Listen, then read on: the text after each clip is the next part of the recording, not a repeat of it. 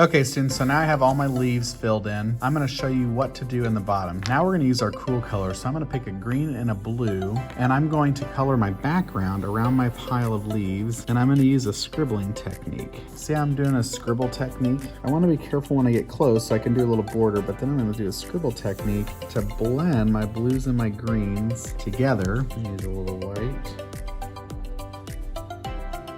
Oh, that's nice. So I'm gonna just alternate my colors doing the scribbles, and I'm going to scribble and blend my blue, my green, and my whites together all the way around the outside of my fall leaf.